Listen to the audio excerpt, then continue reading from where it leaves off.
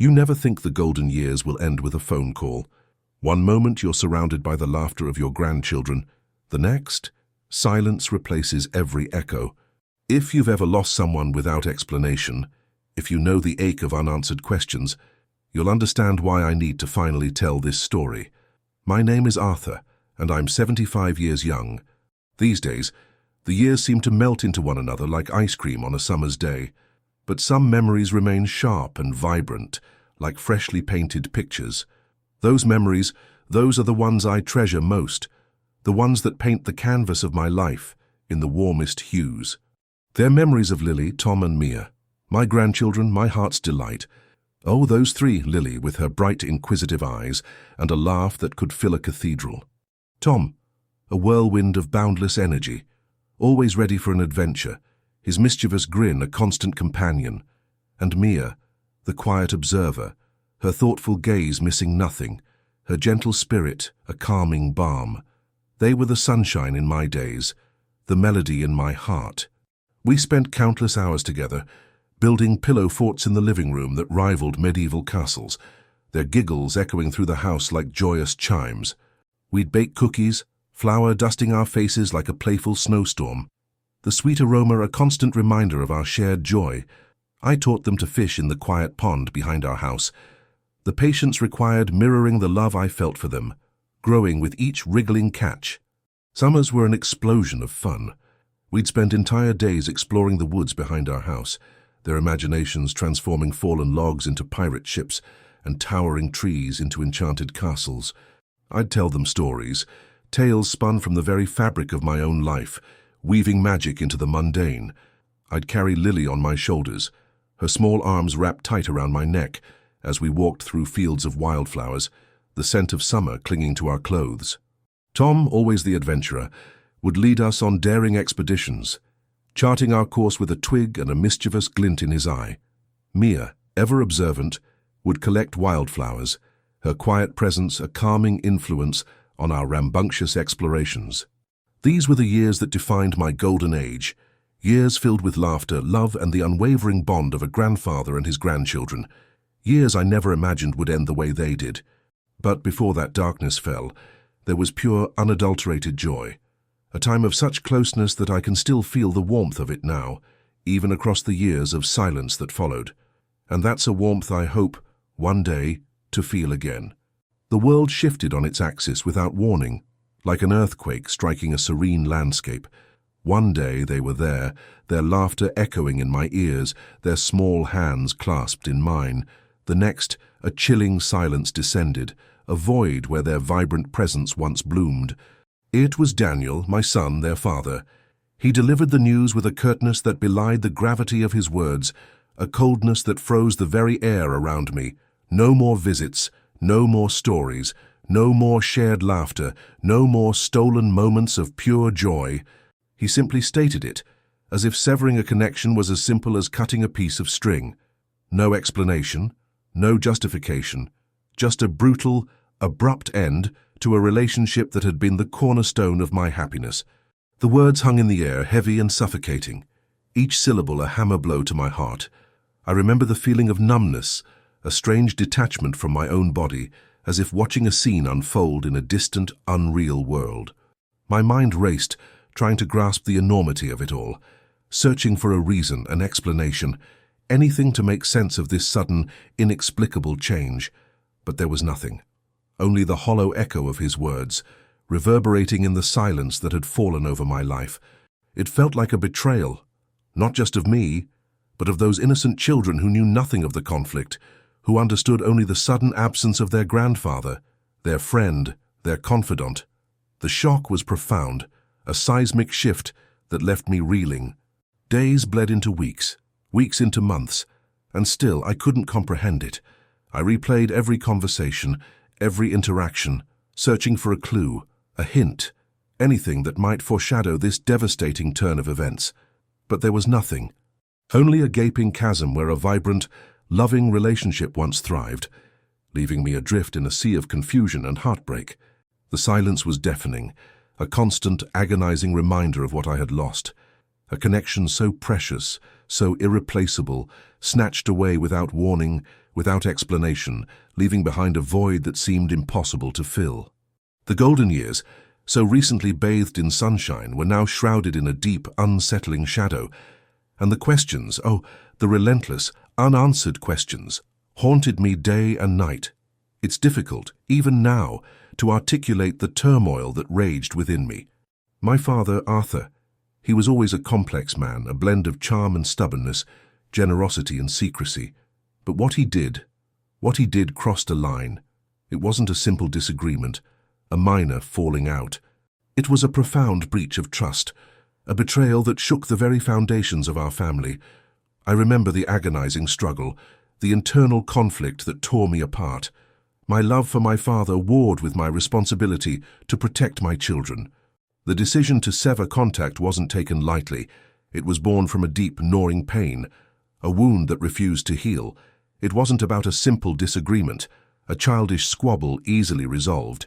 It was far more serious, far more damaging. The details remain shrouded in a painful silence, a silence born of both anger and grief. It's not something I can readily share, not yet. The wounds are still too raw, the scars too fresh. But I can say this: it was a betrayal of a sacred bond, a violation of trust so profound that it shattered the very fabric of our family. His actions weren't just hurtful to me, they were deeply damaging to my children. To explain it fully would require me to delve into the depths of our family history, to reveal secrets that have remained buried for far too long. Secrets that, once exposed, might cast a harsh light on Arthur's character. Secrets that might paint a picture very different from the grandfather he presented to Lily, Tom, and Mia. It was a difficult choice, a choice that caused me immense pain, a choice that left me feeling torn between my love for my father and my duty to my children. But looking back, I believe I made the right decision, protecting my children from further harm, shielding them from the potential fallout of Arthur's actions. That was my paramount concern, and that decision, however painful, was non-negotiable. The truth, when it is finally revealed, will justify my actions, even if it doesn't lessen the pain. The silence that followed the separation was agonizing, but necessary. It was a painful but essential step towards healing, towards rebuilding the trust that had been so brutally violated. And maybe, just maybe, one day, the truth will emerge, and the path towards reconciliation will become clear. But for now, the silence remains, a testament to the gravity of the situation, a heavy cloak draped over the fractured fragments of our family. His words, they were like a poisoned dart, piercing my heart with their venom. Betrayal. Me? The very idea was absurd, preposterous. I denied it, vehemently, desperately. I pleaded with him, begged him to explain, to tell me what I had done, what monstrous act had warranted such a drastic, devastating consequence. But my pleas fell on deaf ears. He remained impassive, his face a mask of cold and unyielding resolve. The hurt was a physical thing, a crushing weight on my chest, stealing the air from my lungs. Confusion reigned supreme, a swirling vortex of bewilderment and despair. My mind raced, searching for answers, for some clue, some hint that might shed light on this inexplicable darkness that had descended upon my life. But there was nothing, only the deafening silence of his refusal to explain. The accusations hung in the air, unanswered, unchallenged, except by my own desperate cries for clarification. I poured out my heart, my words tumbling over each other in a torrent of anguish and bewilderment. I spoke of the joy we had shared, the love I had poured into my grandchildren, the countless hours spent creating memories that now felt like fragments of a shattered dream. But my words were met only with stony silence, a wall of indifference that seemed impenetrable. The more I protested, the more firmly he seemed to cling to his accusations, his resolve unshaken, his silence unwavering. It felt like a trial, but one without a judge, without a jury, and without any hope of a just verdict. I was condemned, but without the benefit of knowing the crime. The feeling of helplessness was overwhelming, a crushing weight that threatened to suffocate me. My pleas for understanding were ignored, my attempts at reconciliation met with a cold, unyielding rejection. And in that moment, I realized the depth of the chasm that had opened between us, a gulf that seemed impossible to bridge. The silence, once a hollow echo, now felt like a condemnation, a sentence handed down without reason, without justice, without mercy. The pain was unbearable, a constant, gnawing ache that refused to subside, and the unanswered questions echoed in my soul, a haunting refrain that would follow me for years to come. The silence was a suffocating blanket, stifling my breath, constricting my heart. I wouldn't accept this. There had to be a way, some way, to bridge this chasm, to mend this shattered relationship. So I tried. I reached out, my attempts clumsy and desperate, fueled by a love that refused to be extinguished. The phone rang unanswered, the dial tone a mocking echo of my desperation. I left messages, pleading, explaining, begging for an opportunity to clear the air, to understand what had transpired. But the silence remained, unbroken, a wall of impenetrable indifference. Letters followed, carefully crafted pleas pouring out my heart, my confusion, my pain. I wrote of the joy we had shared, of the love I felt for my grandchildren, of the bewilderment that consumed me. I offered apologies, even though I didn't understand what I had to apologize for. I offered explanations, even though I didn't know what to explain. I laid bare my soul, hoping, praying for some sign of understanding, some glimmer of reconciliation. But the letters remained unanswered, returned unopened, their pristine envelopes a stark reflection of the coldness that had settled between us. It felt like shouting into a void, my voice lost in the vast emptiness of his silence.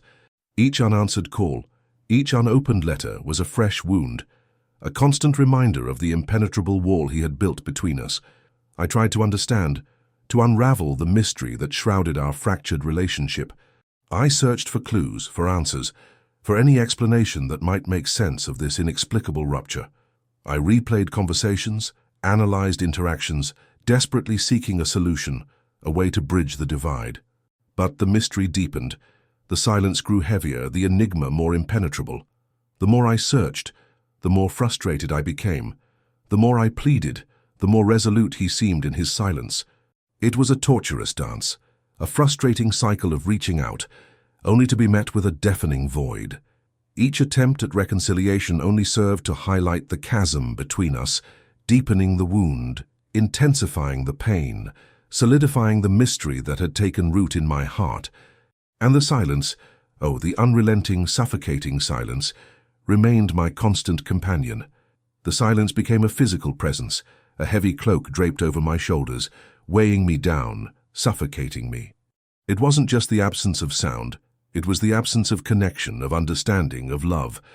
It was a profound isolation, a loneliness that burrowed deep into my soul, leaving me adrift in a sea of unanswered questions and crushing despair. The days bled into weeks, the weeks into months, and still the silence persisted, a constant agonizing reminder of what I had lost. The vibrant laughter of my grandchildren, once a familiar melody, was replaced by a haunting emptiness, a void that seemed impossible to fill. My home, once filled with warmth and laughter, now echoed with an oppressive silence, a stark reflection of the desolation in my heart. Sleep offered little respite, nightmares haunted my nights, visions of their small faces, their innocent eyes, filled with a sadness that mirrored my own. I woke each morning with a heavy heart, the weight of unanswered questions pressing down on me, a constant reminder of the chasm that separated me from my beloved grandchildren. The vibrant tapestry of my life, once rich with color and texture, had been reduced to a monochrome canvas, devoid of joy, devoid of light. The world felt muted, the colors drained, the sounds muffled, as if viewed through a thick veil of grief. Even the simplest pleasures, once sources of joy, now held little appeal, their once vibrant hues dulled by the pervasive gloom. The crushing weight of not understanding, of not knowing why I had been cast aside, why I had been deemed unworthy of my grandchildren's love, was almost unbearable. It was a constant gnawing ache, a persistent wound that refused to heal, a torment that stole my peace, my joy, my very essence. I was lost in a labyrinth of unanswered questions, trapped in a cage of my own making, a prisoner of my own despair. The silence was a constant companion, a relentless tormentor, a cruel reminder of my isolation, my loss, my profound, heartbreaking loneliness. And in that silence, I felt utterly and completely alone. Sometimes, in the quiet hours of the night, when the silence was particularly oppressive, fragments of memory would surface, fleeting glimpses of a past I had tried so hard to bury. They came like whispers on the wind, elusive and indistinct, yet carrying a weight that settled heavily on my soul. It was a time of shadows, a period shrouded in secrecy, a chapter of my life I had long since locked away, hoping it would remain forever buried beneath the weight of time. But the past, it seemed, had a way of resurfacing, of reminding me of the mistakes I had made, the choices I had regretted. A faded photograph, tucked away in an old album, would catch my eye, a snapshot of a younger me, a different me, a me I barely recognized. It was a time of youthful indiscretion, of impetuous decisions, of choices made in haste and regretted in hindsight. The image triggered a cascade of memories, a rush of emotions, both bitter and sweet. A forgotten melody, a snatch of a long-forgotten song, would drift into my consciousness, its haunting tune resonating with a painful familiarity. It was the soundtrack to a time of youthful folly, a period of reckless abandon, of choices made without consideration for the consequences. The melody, once a source of joy, now served as a haunting reminder of the mistakes I had made, the pain I had caused.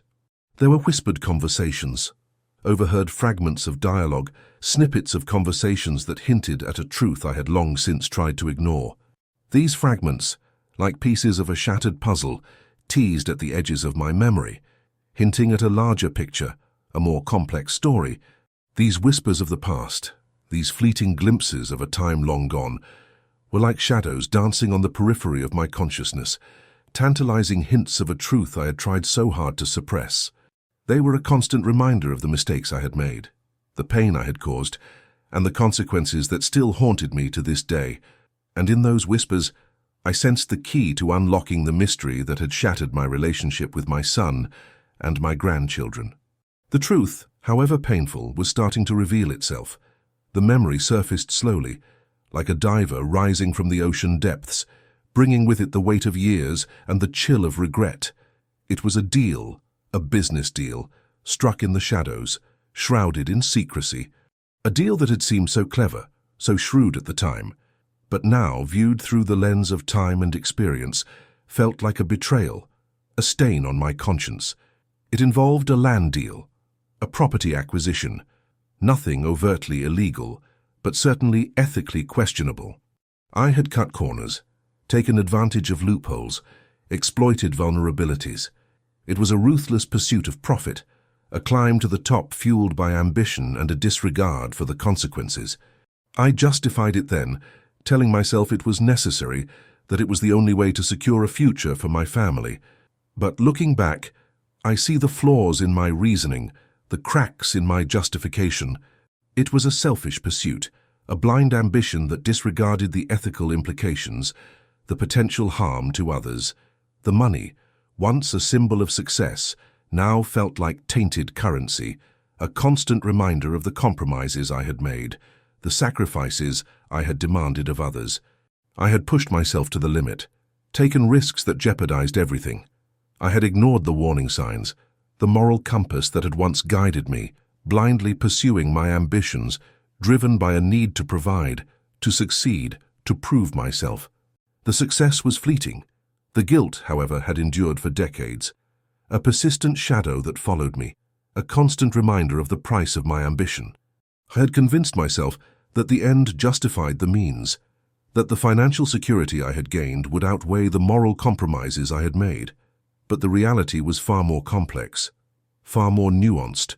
The financial gains, while significant, were dwarfed by the emotional cost, the damage inflicted on my relationships, the irreparable cracks in my family. And now, here I am, years later, facing the consequences of my actions, a prisoner of my own past, haunted by the ghosts of decisions made in haste, in the pursuit of a success that had ultimately proved hollow and meaningless. The bitterness of this realization is a constant companion, a stark reminder that true success cannot be built on a foundation of deceit and compromise. It wasn't just the deal itself, it was the deception, the lies, the betrayal of trust. My father's actions weren't just about money. They were about character, about integrity, and that's what shattered our relationship, far more than any financial transaction. The deal itself was bad enough, but the cover-up, the attempts to hide the truth, that's what truly broke my trust. I remember the whispers, the hushed conversations, the evasiveness. I saw the strain on my mother, the worry etched on her face. I knew something was wrong. Something was being hidden from me. And that knowledge, that suspicion festered and grew, poisoning my relationship with my father. It wasn't a sudden break. It was a slow, agonizing erosion of trust, a gradual crumbling of the foundation of our relationship. The impact on my life was profound. It wasn't just about the financial implications, it was about the moral implications. It taught me a harsh lesson about ambition, about the cost of success, about the importance of integrity. It showed me that some things, like honesty and trust, are far more valuable than any amount of money. I saw firsthand the corrosive effect of dishonesty, the way it can poison a family, destroy relationships, and leave lasting scars. My father's actions taught me the importance of ethical conduct, the need to prioritize integrity over profit, and the devastating consequences of sacrificing values for material gain. It wasn't just about the business deal itself, it was about the long-term consequences, the ripple effect of his actions. It was about the damage done to our family, the wounds inflicted on our relationships. It was about the legacy he left behind, a legacy marred by deceit and betrayal. And that legacy, that betrayal of trust, is why I've kept my distance. It wasn't a decision made lightly. It was a necessary protection, a safeguard for my own children, a way to shield them from the corrosive effect of his dishonesty. The silence, the estrangement. It wasn't about punishment. It was about protection. It was about ensuring that my children would never have to experience the same betrayal, the same erosion of trust that I had endured. My attempts at reconciliation were met with icy silence, with a wall of anger and resentment that seemed impenetrable.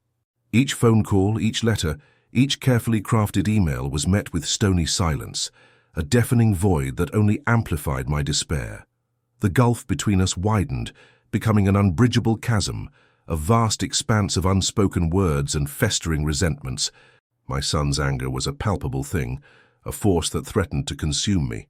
His words, when they did come, were sharp, cutting, laced with a bitterness that mirrored my own self-recrimination. He accused me of hypocrisy, of prioritizing profit over family, of sacrificing our relationship on the altar of ambition. His accusations were painful, but undeniably true. I tried to explain, to justify, to mitigate the damage, but my words seemed to fall on deaf ears. My pleas for understanding were met with cold disdain, with a rejection so complete, so absolute, that it left me reeling. The more I tried to bridge the gap, the wider it seemed to become, the more insurmountable the chasm between us. The conflict escalated, fueled by unspoken resentments and unhealed wounds.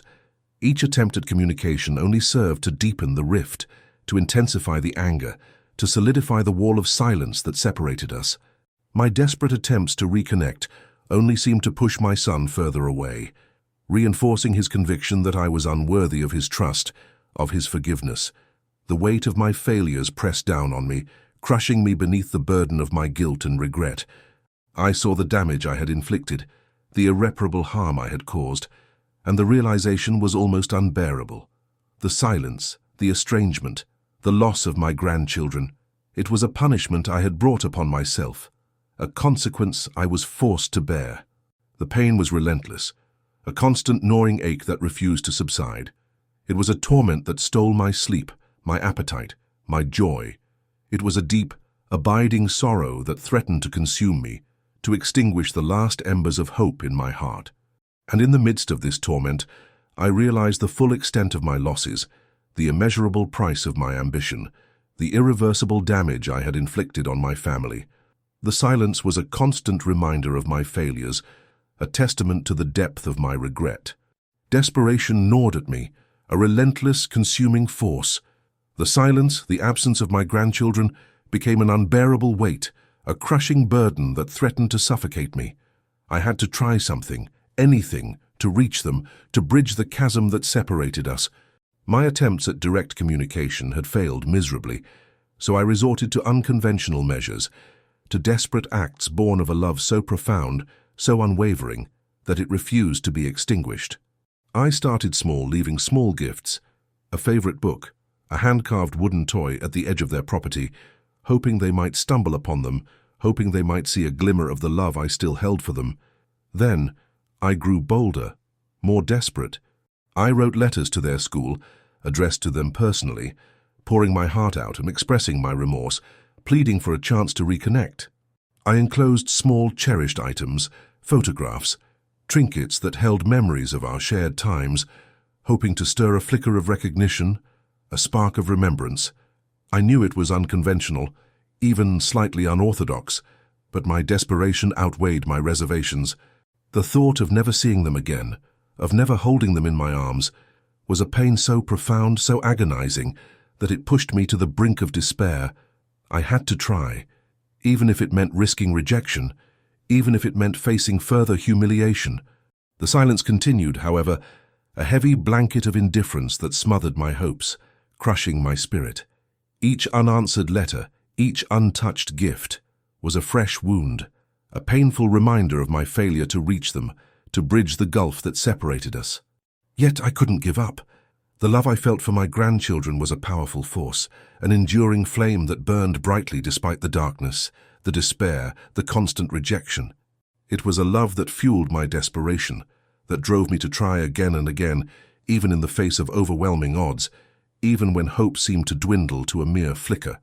I had to believe that one day they would understand, that one day they would forgive. And that belief, that unwavering hope, sustained me through the darkest hours. It was my lifeline, my anchor in the storm. The truth, when it finally emerged, was far more complex than I had initially believed. It wasn't simply a matter of cutting corners or exploiting loopholes. It involved a web of deceit, a tangled skein of half-truths and carefully constructed lies. The deal, initially presented as a shrewd business maneuver, revealed itself to be a calculated risk, a gamble that had jeopardized not only my financial stability, but the very fabric of my family. The initial profits, once a source of pride and satisfaction, now felt like tainted currency, a constant reminder of the ethical compromises I had made. The money, once a symbol of success, now felt like a curse, a burden that weighed heavily on my conscience. The full impact of my actions began to unfold, revealing unforeseen consequences that reached far beyond the immediate financial implications. I had underestimated the ripple effect of my dishonesty, the way it would spread, poisoning relationships, destroying trust, and leaving a trail of broken hearts in its wake. The details, once hidden in the shadows, now emerged into the harsh light of day, exposing the full extent of my culpability. I had not only betrayed my own sense of ethics, but had damaged the lives of others, jeopardizing their livelihoods and shattering their faith in me. The weight of this realization was almost unbearable, a crushing burden that threatened to suffocate me. The complexity of the situation, the intricate network of lies and betrayals, was a revelation that left me reeling. I had constructed a narrative of success, a self-serving justification for my actions, but the truth was far more complicated, far more damaging. The consequences of my choices extended far beyond the realm of business, reaching into the heart of my family, leaving scars that time had failed to heal. The truth was a bitter pill to swallow, a painful acknowledgement of my failures, a stark reminder of the devastating impact of my actions. It was a truth that forced me to confront the full extent of my culpability, the depth of my regrets, and the profound damage I had inflicted on those I loved most. It was a truth that would forever shape my understanding of myself and the world around me. The full weight of my actions only truly hit me when I discovered the extent of the collateral damage. It wasn't just my family that suffered. There was another victim, a silent casualty caught in the crossfire of my ambition and deceit. A smaller business, a family-run operation, had been completely destroyed in the wake of my actions. Their livelihood, their dreams, their future, all shattered by my ruthless pursuit of profit. This revelation struck me with the force of a physical blow. The guilt I had carried was profound, but this added a new layer of complexity, a deeper dimension of regret. It wasn't just about my own family. It was about the innocent lives I had irrevocably harmed. The faces of that family, their quiet desperation, haunted my waking hours and invaded my dreams. I had built my success on the ruins of their lives, a monument to my ambition erected on the foundations of their devastation. The realization was almost too much to bear, a crushing weight of responsibility that threatened to overwhelm me. My previous regrets paled in comparison to this new understanding of the full extent of my moral bankruptcy. The image of their struggling business, their shattered dreams, became a constant, painful reminder of my actions. Their quiet dignity in the face of such adversity only amplified my sense of shame and guilt. Their silent suffering became a mirror reflecting the true cost of my ambition, a stark reminder of the human cost of unchecked greed. I tried to reach out, to offer some form of amends, some meager gesture of reconciliation, but my attempts were met with a wall of silence, a bitter rejection that reinforced the depth of my failings. Their silence, unlike my son's, was not fueled by anger or resentment, but by a profound sense of betrayal, a deep-seated hurt that I could only begin to comprehend. This newfound knowledge added a painful dimension to my already considerable guilt. It wasn't simply a matter of personal failure, it was a profound moral failing, a transgression that had far-reaching and devastating consequences. The silent suffering of this innocent family served as a constant, agonizing reminder of the destructive power of unchecked ambition and the importance of ethical conduct. Their story became a tragic counterpoint to my own, a stark warning about the true cost of success. I finally tracked Daniel down, cornering him outside his office building, the tension between us thick enough to cut with a knife. Years of silence, of unanswered calls and unopened letters, hung heavy in the air. My voice, hoarse with emotion and years of suppressed grief, trembled as I spoke. "Daniel," I began, my words catching in my throat, "we need to talk." He turned, his eyes narrowed, his expression guarded. The years had etched lines of weariness onto his face, mirroring the pain I carried within my own heart. He didn't speak, simply stared at me, his silence a chilling echo of the years that had passed. "I know I've hurt you," I said, my voice cracking. "I know I've made mistakes, terrible mistakes, but I need you to understand the truth, the whole truth." He remained silent for a moment, his gaze unwavering. Then his voice, low and controlled, broke the silence. "The truth? You think you know the truth? You think you can just waltz in here after all this time and explain away everything?"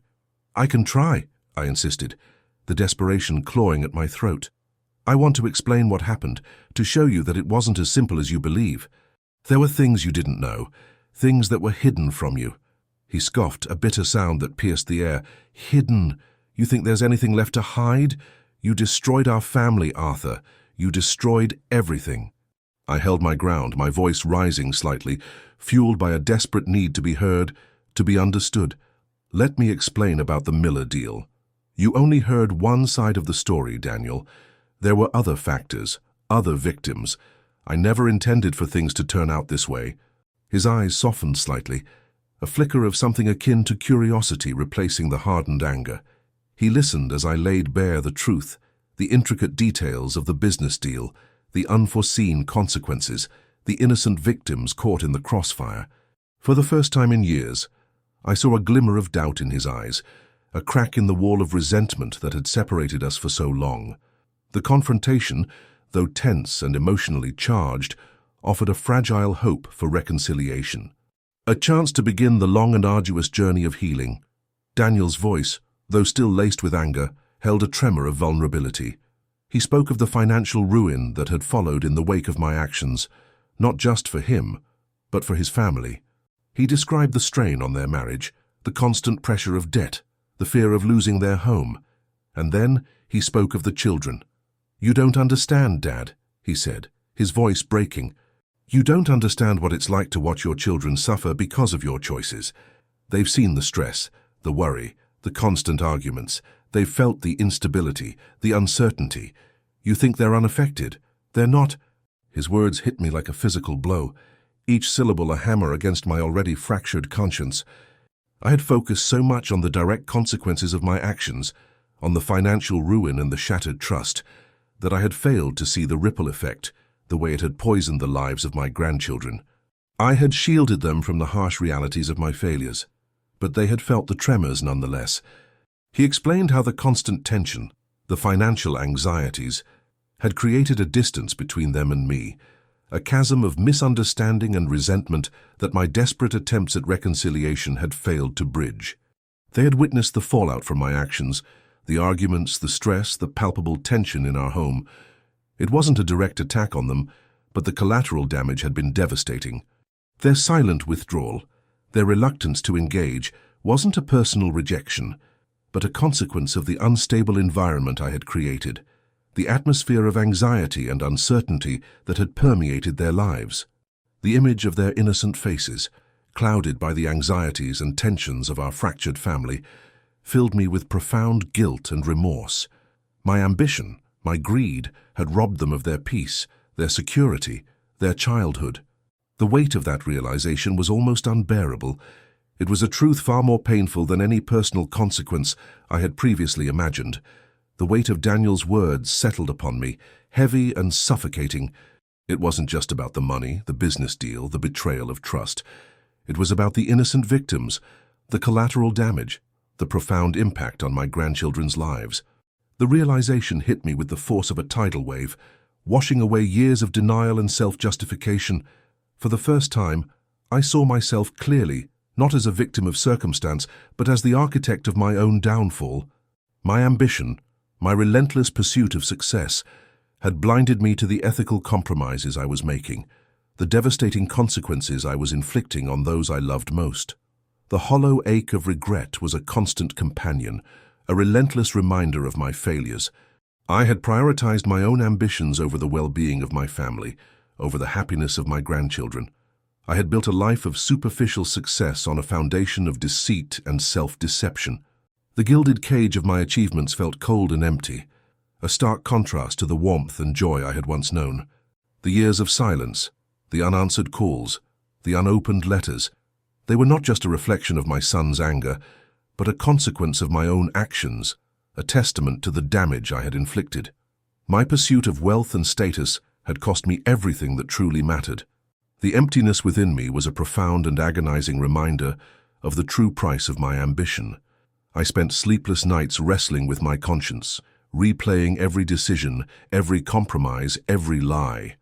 The guilt gnawed at me, a constant, relentless torment. I understood now, with a clarity that was both terrifying and liberating, the gravity of my actions and the depth of my failures. The road to redemption would be long and arduous, but it was a path I was prepared to walk, however painful the journey. The desire to make amends, to heal the wounds I had inflicted, was the only thing that gave me hope.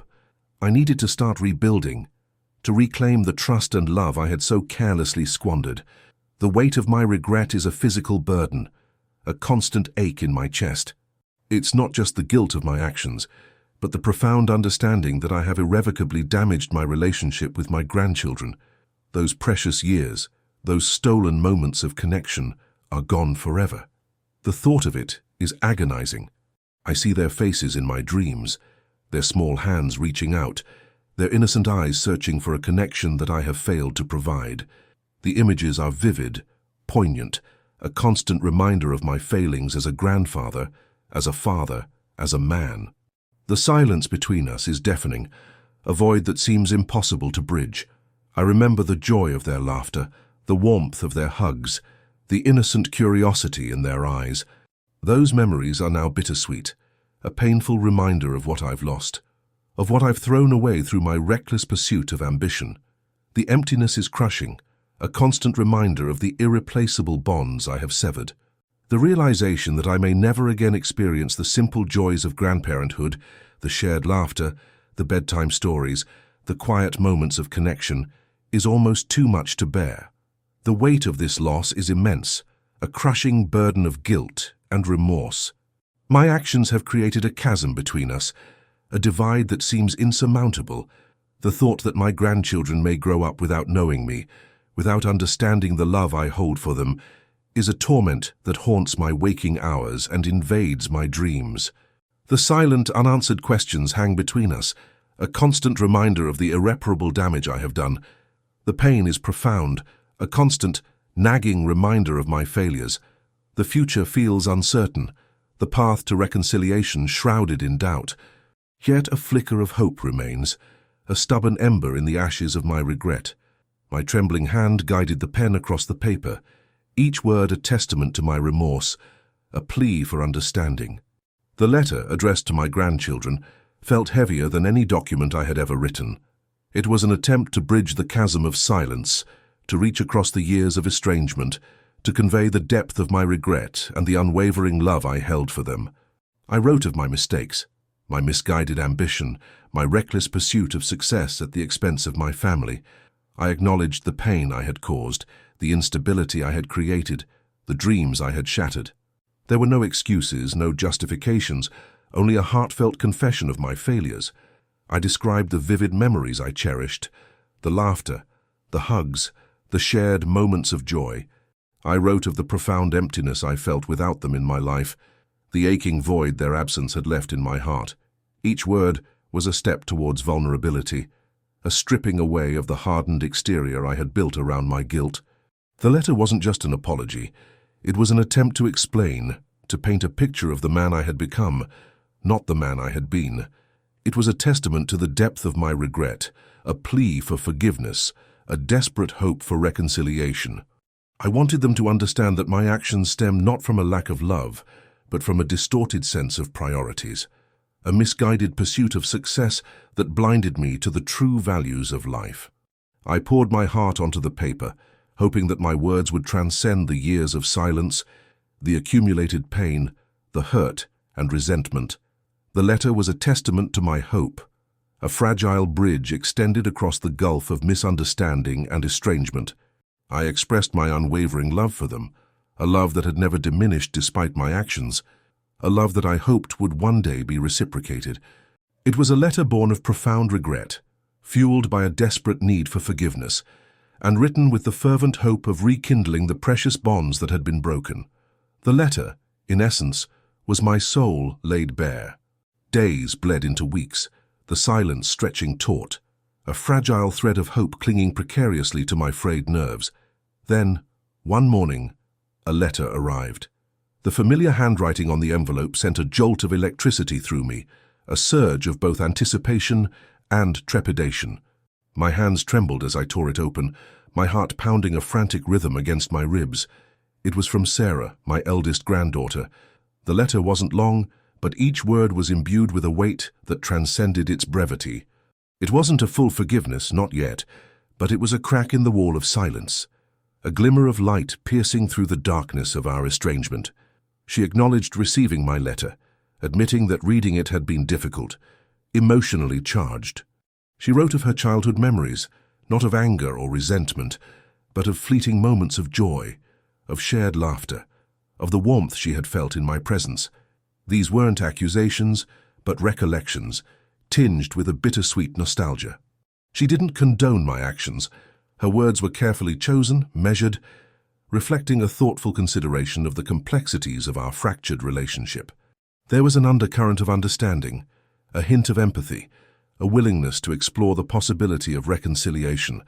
It wasn't a complete acceptance, but a tentative step towards healing, a fragile bridge built on the foundation of my apology and her willingness to listen. She didn't promise forgiveness, but she offered a chance for communication, a pathway towards understanding.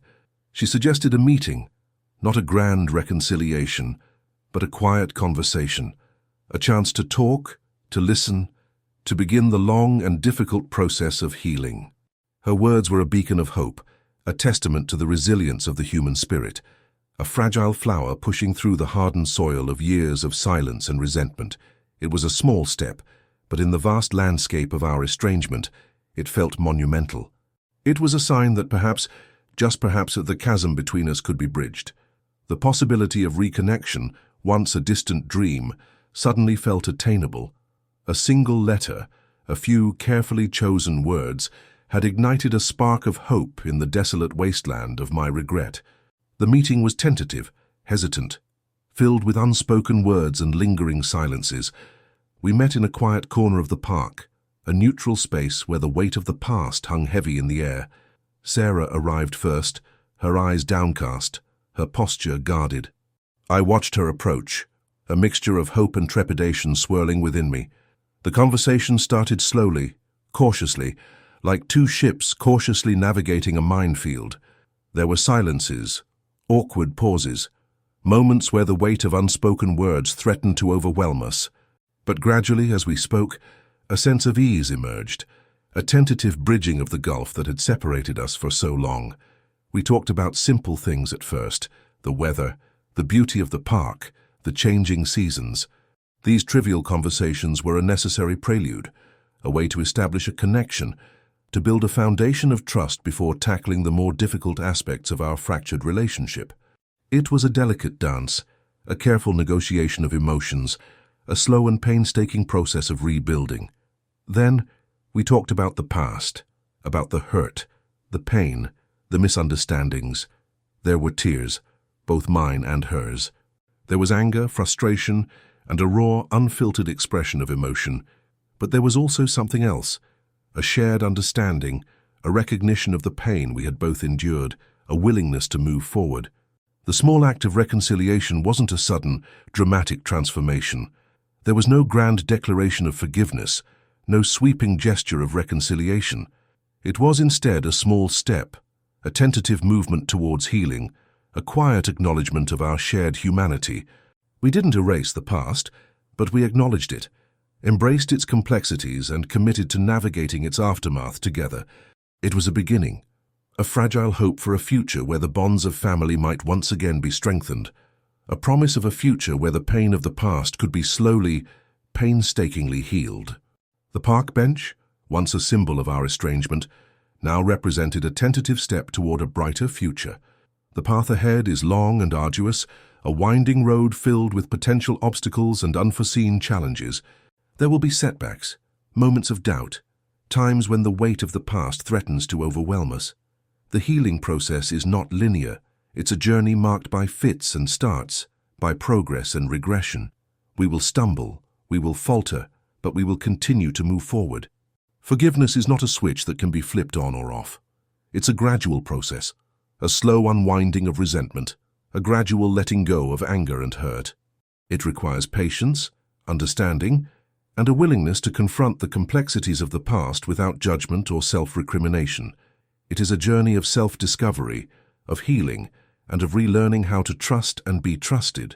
Reconciliation will require consistent effort, a commitment to open communication, and a willingness to listen and understand each other's perspectives. It's about rebuilding trust, re-establishing connections, and creating a space where vulnerability and honesty can flourish. It's about learning from past mistakes and striving to create a healthier, more fulfilling future. The road to healing is not paved with instant solutions or quick fixes.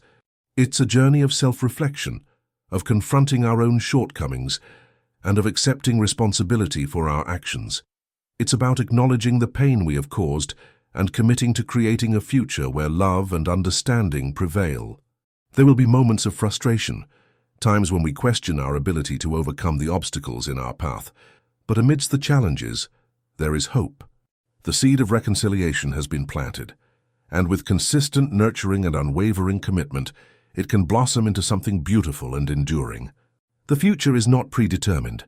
It is a tapestry woven from our choices, our actions, and our unwavering commitment to healing. The road ahead is long and challenging, but the possibility of a brighter future, a future filled with love, forgiveness, and the joy of rekindled family bonds, is a beacon that guides our steps. And that hope, that fragile yet resilient hope, is what fuels our journey forward. Looking back, the lessons learned are etched deeply into my soul, a painful yet invaluable education in the complexities of human relationships. My ambition, once a driving force, became a destructive force, blinding me to the true values of life, family, honesty, and love. I sacrificed everything for fleeting success, and in doing so I lost what truly mattered. The silence, the estrangement, the pain, these were the consequences of my choices. They taught me the devastating impact of dishonesty and the enduring power of unspoken words. I learned that success built on deceit is hollow, a fleeting illusion that crumbles under the weight of guilt and regret. My son Daniel does also learned valuable lessons. He learned the importance of setting boundaries, of prioritizing his family's well-being above external pressures, and of the enduring strength that comes from unwavering love and loyalty. His unwavering commitment to protecting his children, even at the expense of a relationship with me, showed me the depth of his love and the strength of his character. We both learned the profound importance of communication, of openly expressing our feelings, and of listening to each other without judgment. Silence, once a shield, became a wall, separating us from the love and understanding we both craved. Breaking that silence, even tentatively, was the first step towards healing. We both learned that forgiveness, while challenging, is essential for moving forward. It's not about condoning past mistakes, but about letting go of resentment and embracing the possibility of a brighter future. It's about acknowledging the pain we've caused and striving to create a future where love and understanding prevail. The road to reconciliation is long and winding, but the lessons learned along the way have transformed both Daniel and me. We are different men now, shaped by our experiences, humbled by our mistakes, and committed to building a stronger, more loving relationship. The path ahead is not without its challenges, but we are both prepared to face them together, guided by the lessons learned and fueled by the hope of a brighter future. Forgiveness isn't a simple act. It's a complex, multifaceted process, a journey of self-discovery and emotional transformation. It's not about condoning past actions or erasing the pain inflicted, but about releasing the burden of resentment and anger that weighs heavily on the soul. It's about freeing ourselves from the shackles of the past, allowing ourselves to move forward and embrace a brighter future. Forgiveness is not a gift bestowed upon another, it's a gift we give ourselves. By letting go of our anger and bitterness, we liberate ourselves from the emotional prison of the past. We free ourselves from the cycle of resentment, allowing ourselves to heal and move on. It's a conscious choice, a deliberate act of self-compassion, a recognition that holding on to anger and resentment only serves to perpetuate suffering. The power of forgiveness lies in its ability to transform not only the recipient, but also the giver. By extending forgiveness, we create space for healing, for understanding, and for the possibility of reconciliation. It's a testament to the resilience of the human spirit, a recognition that even the deepest wounds can heal with time, compassion, and a willingness to let go. It's not a sign of weakness, but a testament to strength, a courageous act of self-liberation. It's about choosing to rise above the pain and embrace the possibility of a future free from the constraints of the past. It's about acknowledging the hurt inflicted, accepting responsibility for our own actions, and committing to creating a future where love, understanding, and compassion prevail. Forgiveness isn't about forgetting, it's about remembering without being consumed by the memory. It's about integrating the past into our narrative, learning from our mistakes, and using those lessons to shape a better future. It's a process that requires time, patience, and a willingness to confront the complexities of our emotions. It's about acknowledging the pain, accepting responsibility, and committing to creating a future where love and understanding prevail. The journey towards forgiveness is not always easy. It's a winding road filled with obstacles and setbacks. But the transformative power of forgiveness is undeniable. It's a beacon of hope, guiding us towards a future where healing, reconciliation, and the possibility of renewed relationships are within reach. It's a gift we give ourselves, and in doing so we open the door to a future filled with peace, love, and the promise of a brighter tomorrow. My perspective has shifted dramatically. Where once ambition consumed me, now I find solace in the simple joys of life, the laughter of children, the warmth of family, the quiet contentment of a life lived with purpose and intention. The relentless pursuit of wealth and status, once my guiding principle, now seems utterly insignificant compared to the profound value of human connection. I used to measure success in dollars and cents, in accolades and achievements. Now, I measure it in moments shared, in laughter and tears, in the quiet intimacy of family gatherings. The emptiness of a life devoid of genuine human connection is a stark contrast to the richness and fulfillment found in strong, loving relationships. My grandchildren, once distant figures shrouded in regret, are now emerging as vibrant, unique individuals, each with their own dreams, hopes, and aspirations. I see their potential, their strength, their resilience, and I am filled with a profound sense of awe and admiration.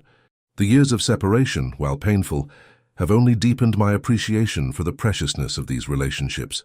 The pursuit of material wealth, once my sole focus, now seems utterly meaningless.